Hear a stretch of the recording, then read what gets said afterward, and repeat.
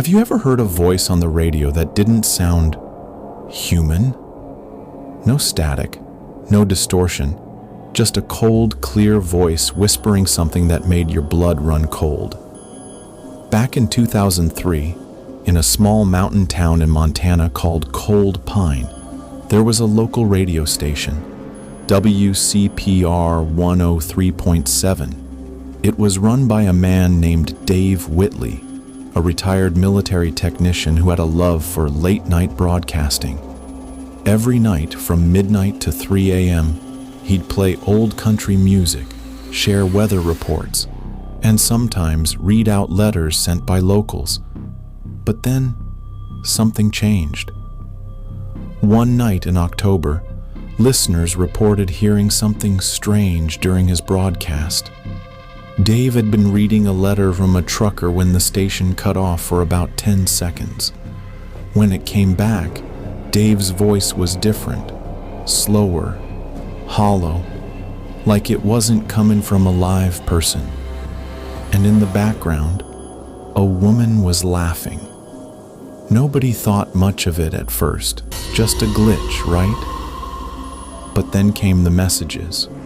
The next night, the broadcast started normally. Dave welcomed everyone like usual, but just before his first song played, he paused and said, "They're watching me from the trees." Then silence, dead air for 20 seconds. And then the laughing woman again, this time closer. The local police were flooded with calls from people asking if Dave was okay. They went to the station, which was a single trailer on the edge of Cold Pine Forest. They found the door open. The lights were still on. The equipment was still running. But Dave was gone. No signs of struggle, no blood, nothing. The chair was spinning slightly, like he had just stood up. The town was small, tight-knit. Everyone knew Dave. They searched the woods for 3 days. No footprints, no clothes, no body, just static on the radio. The town tried to move on, but the station didn't stop broadcasting. Every night at exactly 12:03 a.m., the station would turn itself on. No one was operating it.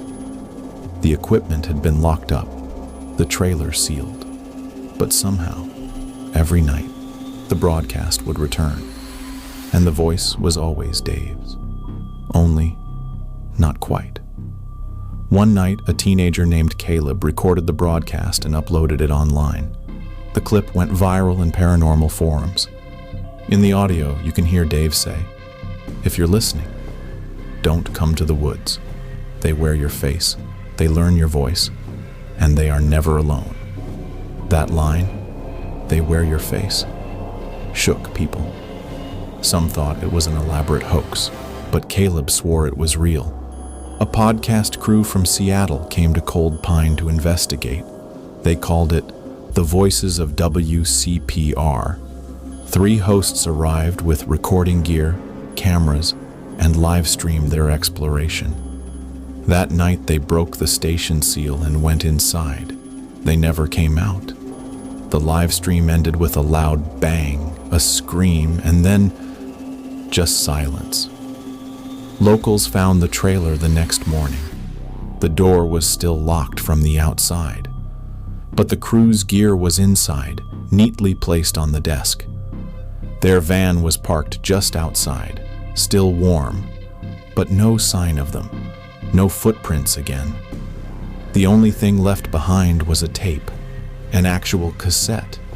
Written in red marker on it were the words, "They are learning." The FBI took over. For a year, they sealed the trailer and banned locals from going near the site. No official statement was ever released, but the station kept broadcasting. People started calling it the Cold Pine signal, short bursts of whispers, distorted voices. Sometimes the laughter returned. Other times it was screaming, but never the same thing twice, never on a schedule.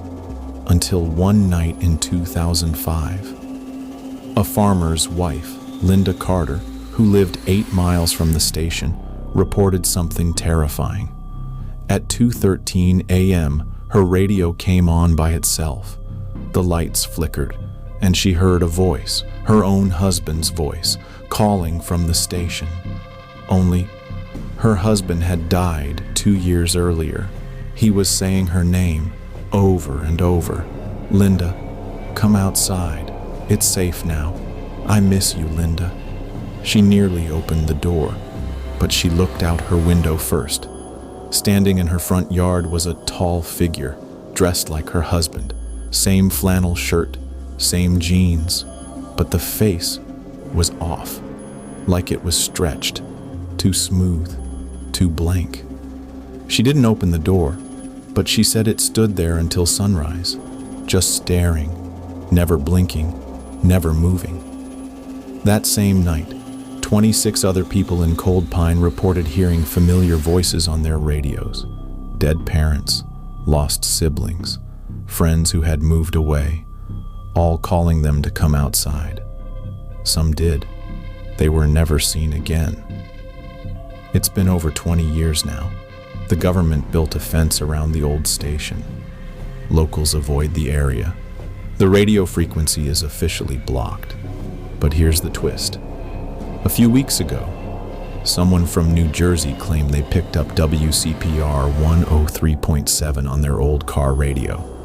They heard a man's voice, calm, cold, saying, "We're almost done learning. Soon we won't need your voices at all." So here's the question. What's broadcasting from Cold Pine? Who or what is mimicking the voices of the dead? And how is the signal spreading across the country? Some say it's a government experiment gone wrong. Others think it's something ancient, something that used to live in the forest and now lives in the wires. But no one has answers, only the warnings left behind by Dave Whitley. They wear your face, they learn your voice, and they are never alone. Last week, a trucker driving through Colorado sent a voice message to his wife. It was short, crackly. He said, "I stopped at a diner off Route 87. There's a radio playing in the kitchen, but there's no one here. It's just my dad's voice. He's been dead 12 years. He's calling me into the back room." And then silence. No one's heard from him since. So what do you think is really going on with the Cold Pine broadcast? Are these just twisted radio glitches or something far worse? If you made it this far, let me know your theory in the comments. Could it happen in your town? Or has it already started? And if you love real horror stories like this one, make sure to subscribe to Ghost Story 2.0, because what we have coming next might just be closer than you think.